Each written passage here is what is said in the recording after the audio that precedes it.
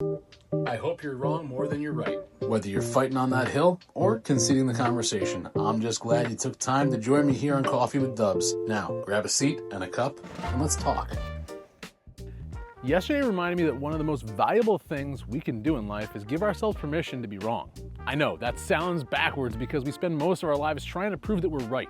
We defend our opinions, we double down on decisions, and sometimes we hold on to beliefs simply because we've had them for so long. The older I get, the more I think wisdom has less to do with always having the answer and more to do with recognizing when you found a better one. That thought started something incredibly simple.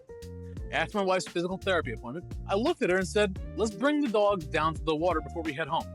We didn't have anything to do. We didn't spend $1. We just stood there while the dogs ran through the water and the two of us got to enjoy a few minutes together.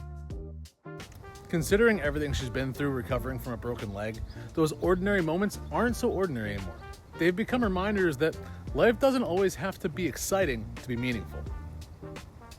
And a calm mind usually finds answers that a panic mind will walk right past. Then something even stranger happened. I opened the refrigerator and saw one of those Italian cookies that always showed up at family gatherings when I was a kid. You know, the ones half dipped in chocolate covered in sprinkles, hard enough to survive a hurricane. I hated those things growing up. But I'd nibble off the chocolate, leave the rest behind. Yesterday, I grabbed one, took a bite, and honestly, it tasted incredible. Not because the recipe had changed, but because I had. Cookie wasn't different. I was. That got me wondering how many opinions I carried simply because I've never bothered to revisit them. I used to think politics didn't matter because I assumed people in charge would eventually figure things out. How wrong I was. Now I think paying attention matters more because our communities deserve people who stay informed. I don't pretend to have all the answers. I know I don't. But I've learned that changing your mind isn't weakness. Sometimes it's evidence that you're still learning. Don't become so attached to being right, you let it stop you from becoming wiser. If I'm being honest, I hope I keep changing my mind the rest of my life. Not because I want to be inconsistent, but because I want to keep growing.